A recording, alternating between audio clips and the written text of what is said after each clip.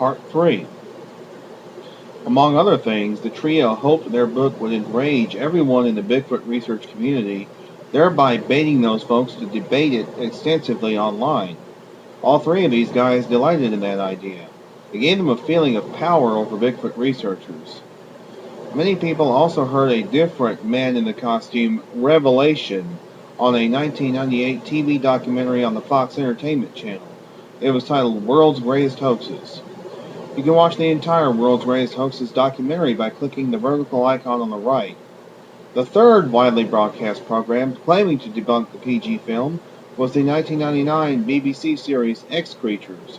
It was written by the young British host/director Chris Packham, a clever chap who walked right into America and solved the whole Bigfoot mystery with a few phone calls from his motel room and a few handy, unsupported conclusions at the end that he presented as reliable facts. See that documentary below, split into 3 parts.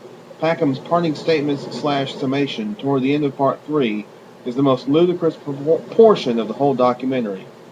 BBC's shameful and deceiving television documentary. By the BBC standards, Packham's narration and investigative style is amazingly self-serving and strangely self-contradictory. Among Packham's tricks was his clever editing of the phone call with Bob Gimlin. What you don't see or hear in the documentary, Packham manipulatively goaded Gimlin on the phone into making some type of equivocating statement about the footage. Packham needed that type of statement from Gimlin. He needed something he could deceptively twist as confession by Gimlin that he's not entirely sure of what he saw that day. Packham goaded that type of statement by asking Gimlin, in such a tone as to gauge his reasonability, if there could have been any possibility at all that it was a hoax, to which Gimlin gave an answer demonstrating that he wasn't too narrow-minded to consider the hoax possibility. Gimlin says Packham edited the phone conversation so it sounded like Packham merely asked Gimlin whether he thinks it was a man rather than an animal.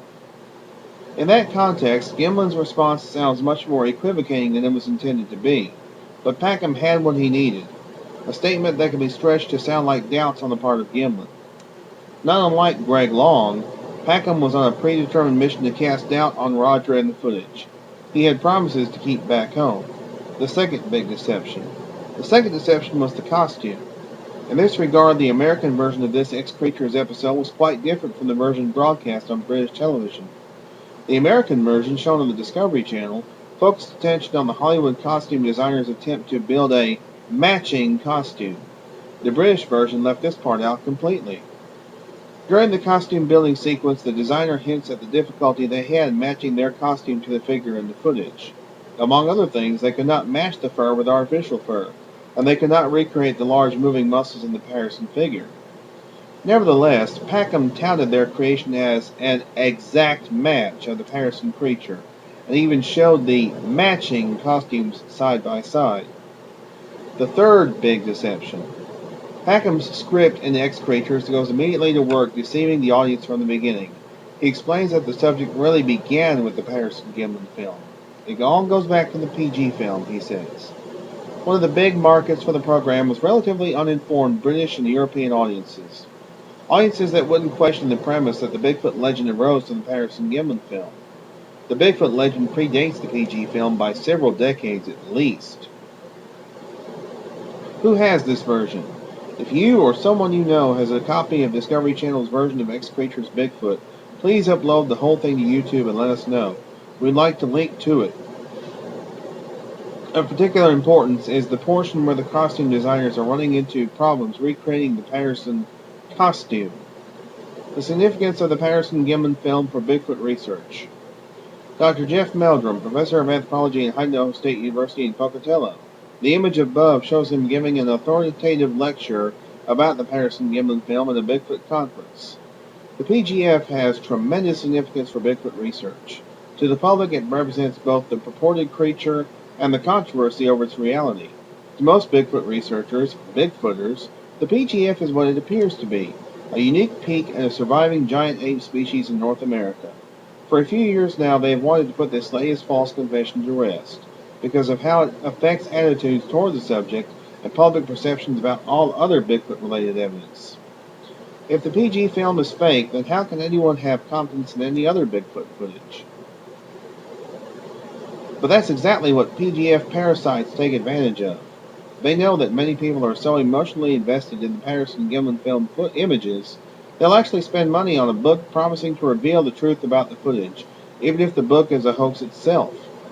Let there be no confusion about it. The Patterson-Gimlin film shows a real giant ape woman in the wild. You can emotionally invest in those images safely, without worrying about feeling betrayed later on. There will surely be more bogus allegations about the PG film down the line, but nothing more than allegations. New confessors coming forward in the future will need to have increasingly bizarre stories to explain why so many years passed before they revealed their secret. It may be impossible to scientifically prove that a given clip of Bigfoot footage is authentic without physical remains to authenticate it, but it is not impossible to disprove a fraudulent debunking like the Hieronymus confession. Background on the events of 1967. In the fall of 1967, Gimlin was asked to accompany his friend and fellow rodeo rider Roger Patterson on a horsebacking trip to Northern California. Patterson wanted to obtain footage of a Sasquatch for his own documentary about the subject. Gimlin was regarded as the best horseman in the Yakima region, the obvious choice for a partner on a long horsebacking trip. As we all know, Patterson obtained some footage on that trip, but Gimlin never earned anything from it. After Roger died, Gimlin assumed he had no legal claim to any proceeds from the footage. He eventually signed a document transferring the potential rights in the footage to Canadian Sasquatch researcher Rene DeHinden. DeHinden had harassed the Gimlins so much that Bob finally signed the agreement just to make DeHinden go away. DeHinden paid Gimlin $1 to relinquish those potential rights to him. DeHinden ran with that for years, sending letters from lawyers to TV production companies that used the footage. He demanded a $500 fee from those production companies that used the footage on TV, and he usually got it. Those TV rights actually belonged to Patricia Patterson, but she did not have the network of groupies that DeHinden had. DeHinden had a decent following of people who would always tip him off to various TV programs in America that used the footage. Only after DeHinden died in 2001 did Patricia come to learn that what DeHinden had been doing all those years, after Bob Gimlin signed that agreement in exchange for $1. Gimlin and Patricia Patterson are quite adamant that Hieronymus did not have anything to do with the footage or the trip to Northern California. Author John Green says Hieronymus' description of the 1967 Northern California trip and his timeline don't match up with the facts, not by a long shot. Gimlin is equally adamant that the encounter filmed in Bluff Creek that day involved a real animal, not a man in a costume. Hieronymus' initial ploy was to quickly sell his confession to the tabloids for a heap of money. It seemed like a slam dunk. There were a few papers around Yakima that fell for the confession and printed short articles about it, but the tabloids didn't bite. With no visual evidence to back up his claim, they didn't need to pay a heap of money to him. Tabloid staff writers could fabricate more sensational Bigfoot stories on their own. Eventually, Hieronymus' confession caught the attention of other opportunists, like Greg Long and Cal Cork, who came to Hieronymus with book and film plans for the confession. In one part of the program, Hieronymus boasts that the scientists all say no human can walk like this figure. On several occasions, he has given a demonstration of the Bigfoot walk while wearing cowboy boots with significant heels, which tend to keep the knees more bent when walking. His Bigfoot walk seems close enough at first glance to casual observers. Hieronymus draws your attention to his walking style, distracting attention from what is most strikingly different between the two figures: the limb ratios, arm length versus leg length. Quite clearly, the figure in the PG film has a different skeleton than Hieronymus. The comparative overlay above, by itself, visually proves that Hieronymus was not the Patterson creature, beyond any shadow of a doubt. There are various ways to demonstrate that Hieronymus' confession is fake. Number 1. Hieronymus has given 3 contradictory versions of his confession to various journalists. Contradictory regarding the costume description. Specifically, he has changed his description of the costume dramatically 3 times. The contradictions are so blatant that the only reasonable explanation is that the whole story is fake. And that's the end of part 3.